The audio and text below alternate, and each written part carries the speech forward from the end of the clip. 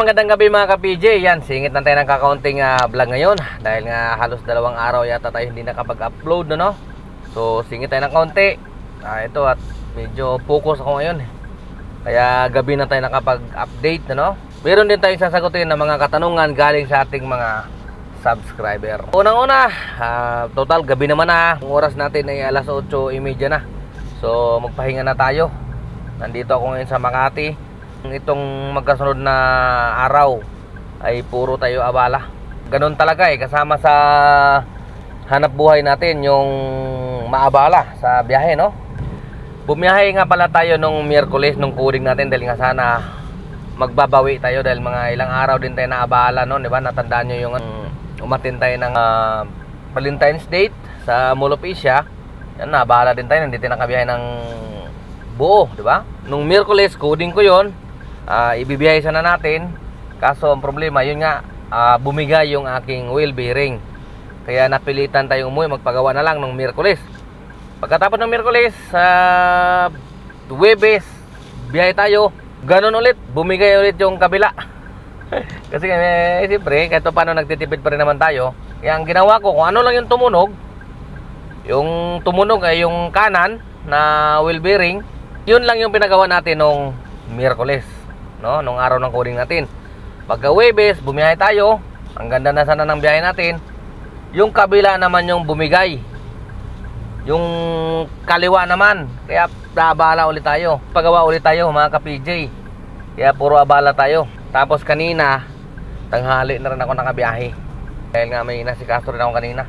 Kaya ito lang yung naging earnings ko kahapon at saka ngayon. Okay? Kasi ano na tayo, magpapahinga na tayo, gabi na. Ang oras natin ngayon ay alas 8:35. Earnings reveal na tayo. Bago natin sasagutin yung mga katanungan ng ating mga kaibigan. Okay? Let's go!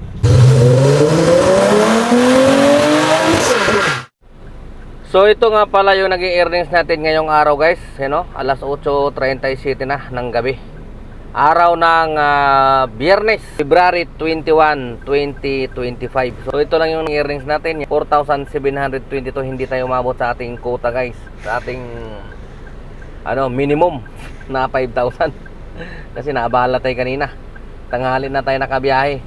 Anong oras tayo nagsimula kanina? Kung nagsimula tayo alas 6:50 na ng umaga. Tapos yun, nagtatapos tayo ngayon ng alas 8:01. Tama, no? Naka 4.5 lang tayo. Kaya naman naging 4.7 yan, guys. Dito, lumalabas dito 4.7 kasi mayroong nag-tip sa atin, 200 pesos. Kaya naging 4,722 yan. Pero ang earnings lang talaga natin ay 4,553 lang. Okay? So kahapon, Huwebes, naka 4,000 lang tayo. 17 jobs. So ayan, guys, naabala nga tayo kahapon. Huling biyahe natin ng umaga, alas 9:53 lang. Nakabalik tayo alas 3 na.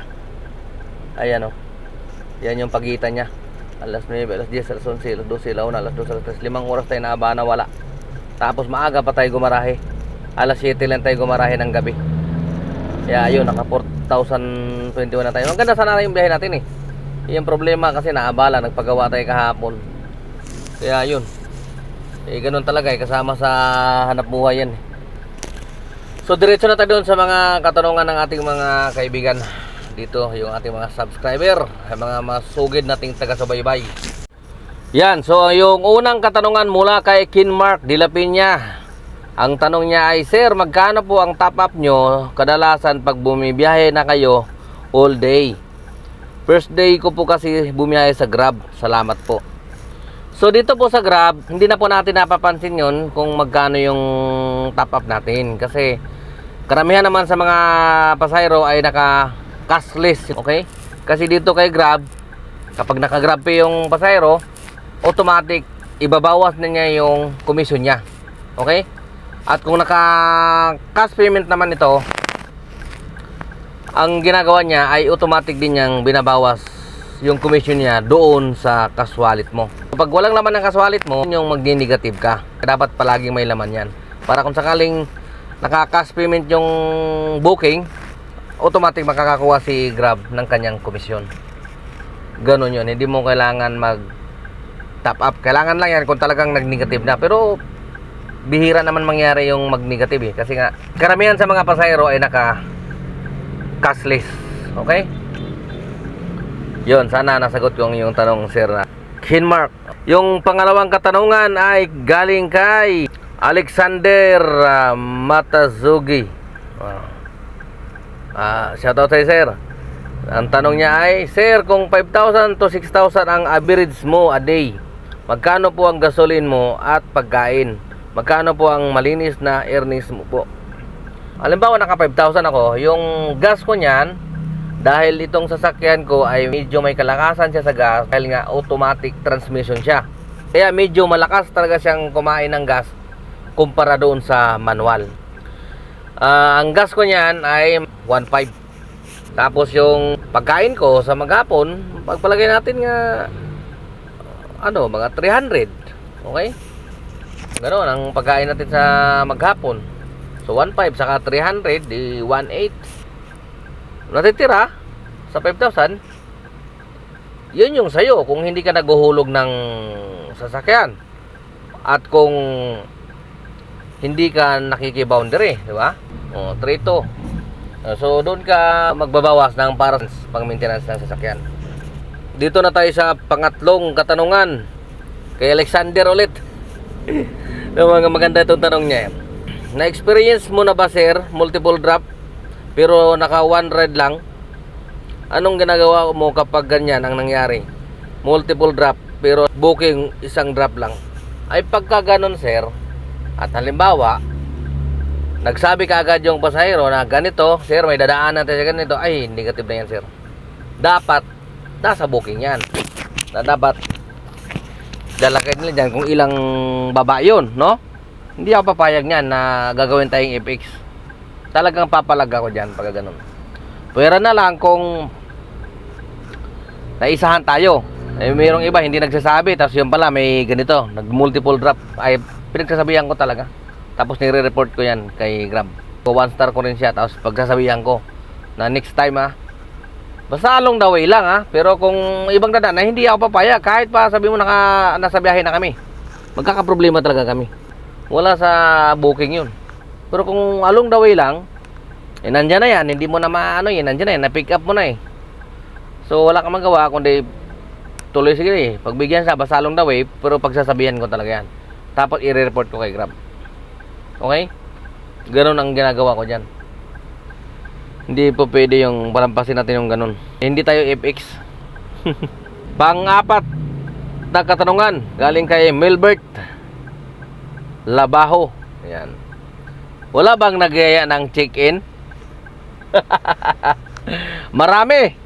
Depende na lang sa'yo. Kapag gusto mong mamalasin yung biyahe mo, gusto mong ay nasa sa'yo yan, pero hindi maganda yan. Wala na. Ano na tayo lipas na tayo sa mga ganun. Focus na tayo sa pamilya. Marami dyan nagyayaya, mga sirena. Sabihin sa'yo, babayaran ko yung araw mo. Babayaran ko yung araw mo. Magkano ba isang araw? 5,000. Babayaran ka dyan basta nagustuhan ka. Pero sa edad ko na to, negative na yan, negative na. Kaya ko naman kumita Sipag lang, sipag. Pero marami, totoo yan sir. May experience yan dito. Lalo kapag lapitin kayo ng alam naman natin pag lapitin Okay? Katanungan galing kay Herber Bautista. Sir, newbie sa Grab, okay lang ba bumiyahe sa area lang ng Cavite at kalapit na area para iwas traffic? Hindi po mag-auto accept? Yes, pwede po. Marami akong kakilala na bumibiyahe lang around Cavite. Mayroon kasi tinatawag kaming booking planner. Sa mismong apps, pwede kang mag-set ng booking planner na around Cavite ka lang, no? Hindi ka niya bibigyan ng pa Maynila. Mayroon ganun. Kahit mag-auto accept ka, pag nandun ka lang sa area ng Cavite, kasi naka-booking planner naman hindi ka talaga babatuhan ng pa Maynila. Okay? Hanggang dito na lang muna tayo mga ka-PJ. Medyo gabi na, mag-alas 9 na. Kailangan ko na magpahinga. Bukas ulit, bangan nyo ako, marami pa tayong mga tanong na sasagutin. Mag-ingat po tayong lahat, huwag tayong magpapaluko. Kasi alam natin maraming mga manluloko ngayon. Lalong-lalo na dito sa Grab. Yung mga scam, mag-iingat po tayo dyan. Huwag tayong basta-basta maniwala. Pag may tumawag sa inyo na mga nagpapakilalang taga-Grab, huwag po kayong basta-bastang maniniwala. Kasi marami nang nabiktima niyan. Actually, mayroong tropa ko na nabiktima niyan. May tumawag sa kanya, nagpapakilala na taga-Grab. Magkaroon daw ng problema yung apps, ganyan-ganyan. Tapos yun, na-scam siya. Napasok pati yung GCash niya, nalimas. Kaya mag-iingat po tayo. Okay? So, hanggang dyan na lang muna. Paalam, pansamantala. Adios.